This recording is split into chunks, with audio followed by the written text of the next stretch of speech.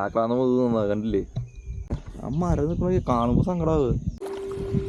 അയ്യോ പട്ടം കറങ്ങാന്നല്ലാണ്ട് നീങ്ങില്ലല്ലോ.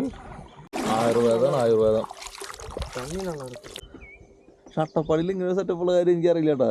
ഇതില് കറക്റ്റ് 3 പേര് 4 പേര് 4 പേര് കൊള്ളാൻ പോലാ.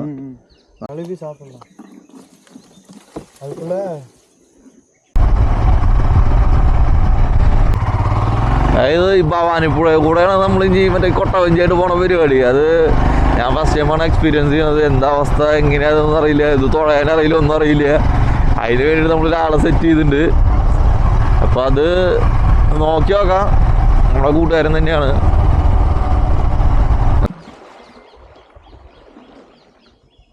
നല്ല രസമായി കൊട്ടവഞ്ചി. ഞാൻ ആദ്യമായിട്ട് ഈ കൊട്ടവഞ്ചിയിൽ പോണത്. ഇതിന് മുന്നേ ഞാൻ ട്രാവൽ ചെയ്ത് എനിക്ക് ഓർമ്മയില്ല.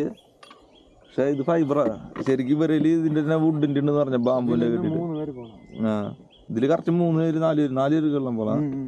4 പേർക്കൊക്കെ ഇരുന്ന് പോവാന്ന്. വേറെ സൈസ് ഉണ്ട് ഇതിന്. പക്ഷെ ഇവരയില് ഓൾറെഡി ഒരു മറ്റേ മോളോണ്ടുണ്ടായി ഇതുണ്ടായിരുന്നു. ആ സാധനം ഡാമേജ് ആയിരുന്നു. ടാറൊക്കെ വെച്ച് ടാർപ്പായൊക്കെ വെച്ചിട്ട് പണ്ടത്തെ ഒരു രീതിയിൽ ഉണ്ടാക്കുന്നതാ. ആ സാധനം ഡാമേജ് ആയി. അപ്പോൾ ഇത് ഫൈബർ ബോട്ട് ഈ പുള്ളിയുടെ തന്നെ നമ്മുടെ കൂട്ടുകാരൻ്റെ തന്നെ റിലേറ്റീവിൻ്റെ മേടിച്ചോളന്നതാ. ഷട്ടപ്പാടിയിൽ ഇങ്ങനെ സെറ്റപ്പുള്ള കാര്യം എനിക്കറിയില്ല കേട്ടാ. ഞാനിത് ആദ്യമായിട്ടാണ് കാണുന്നത്. ഇതിന് മുന്നേ ഞാനിവിടെ വന്നിട്ടുണ്ടെങ്കിലും ഈ കൊട്ടവഞ്ചിയുടെ സംഭവം ഞാൻ കണ്ടിട്ടില്ലേ. പ്രത്യേക എക്സ്പീരിയൻസ്.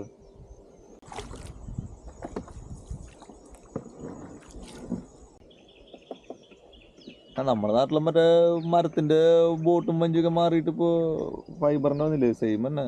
20 അടി ആളം വരും. 30 അടി 35 അടി ഒക്കെ താഴ്ചയുണ്ടെന്ന് പറഞ്ഞത് ഇവിടെ.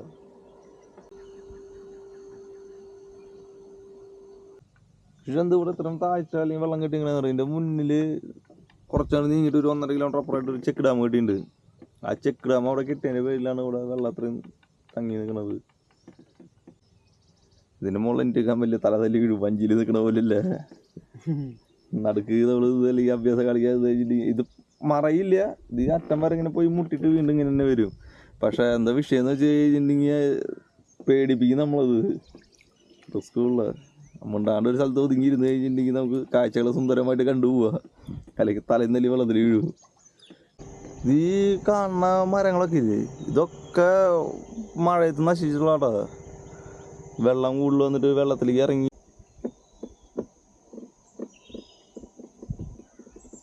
പിള്ളേർ ഇവിടെ ഏറ്റവും വലിയ മരമായിരുന്നു കേട്ടോ. അതുവരെ നോക്കിയേ അസ്ഥി കൂടെ കരിഞ്ഞത്. ഞാൻ നിൽക്കുന്നത് വെള്ളത്തിലെ. വെള്ളം ആവശ്യത്തിന് കിട്ടിയ കുഴപ്പമില്ല, അനാവശ്യമായിട്ട് കിട്ടുമ്പോഴാണ് പ്രശ്നം. ആ മരം നിൽക്കണ കാണുമ്പോൾ സങ്കടാവ്. എന്തു വലിയ മരം നോക്കി. ഇവിടെയാന്ന് വൈകുന്നേരമായി കഴിഞ്ഞിട്ടുണ്ടെങ്കിൽ മാന്, ആന, പന്നി, പുലി ഒക്കെ വരുന്നുണ്ട്. ഒക്കെ ഇനി കാൽപാദങ്ങളും കാര്യങ്ങളൊക്കെ ഇവിടെ കാണാണ്ട്. സംഭവം വഞ്ചി തോണ സെറ്റപ്പ് തന്നെ. പക്ഷെ ഇത് ഒന്നുകൂടി അതിന് കെയർ ചെയ്യണമെന്ന് തോന്നുന്നുണ്ട്. ഇത് ശ്രദ്ധിച്ചില്ല എന്നുണ്ടെങ്കിൽ മിക്കവാറും തലകുത്തി വീഴും. ഇതൊക്കെ പുഴയുടെ നടക്കാന്ന് പറയുമ്പോൾ നമ്മൾ ചിന്തിച്ചു നോക്കിയത്. ഇത് കാണുന്നത് திங்க முடியுங்களா? அது சாப்பிடலாம். இது சாப்பிட முடியுமா? கழுவி சாப்பிடலாம். அதுக்குள்ள இந்த இடத்துல தாண்டிடலாம். நல்லா இருக்கு. சாணம் கண்டா பார்த்து கொண்டு அத்திப்பழம். அத்திப்பழம் നിൽക്കണണ്ട സാധനം മൊത്തം അത്തിപ്പഴാട്ടാ. പുള്ളി എനിക്ക് പഴുത്ത തന്നെ പൊട്ടിച്ച് തന്നതാ. ഇത് തിന്നാൻ പറ്റുമെന്ന് പറഞ്ഞേ.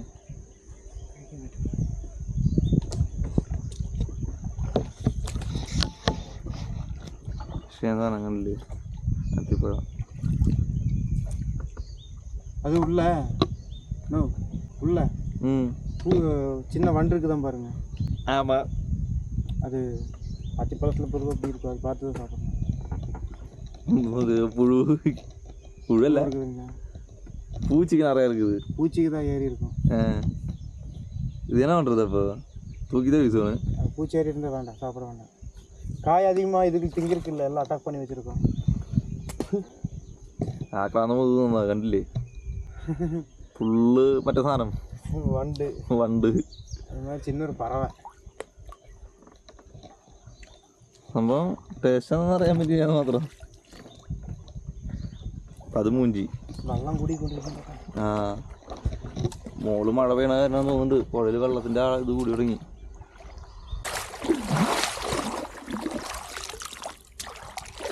കിട്ടില്ല വെള്ളം ഈ വെള്ളം ഞങ്ങളെ വീട്ടിലേക്കൊക്കെ വരുന്നത്. ആയുർവേദം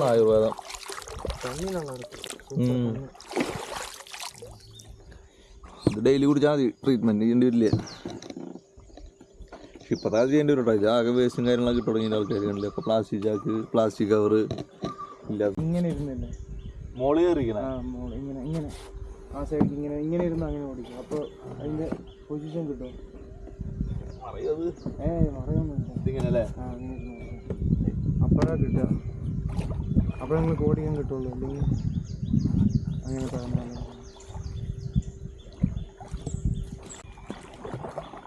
പട്ടം കറങ്ങാന്നല്ലാണ്ട് നീങ്ങില്ലല്ലോ. போகணும் அவ்வளோதான் பழகியாச்சு. ரைட்டு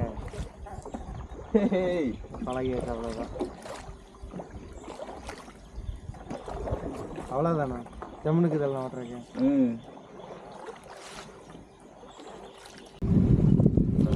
രണ്ട് തുഴ ഇങ്ങോട്ട്, രണ്ട് തുഴ ഇങ്ങോട്ട്. അപ്പം കറക്റ്റായിട്ട് പോകും. ഒരു തുഴ കൂടുതൽ തുഴഞ്ഞു കഴിഞ്ഞാൽ അവൻ അവിടെ കിടന്ന് കറങ്ങും.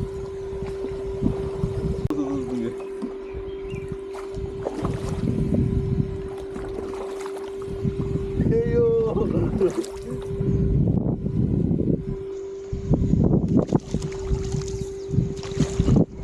എന്റെ അയ്യോ തല കറങ്ങണു. எப்படி போதுமாண்ணா? போதுண்ணா. தலை சுற்றுது. வெള്ളം കൂടി വെള്ളം കൂടി തുടങ്ങിട്ടാ കട്ടം വരുന്നത് പറഞ്ഞു തല ഇറങ്ങി.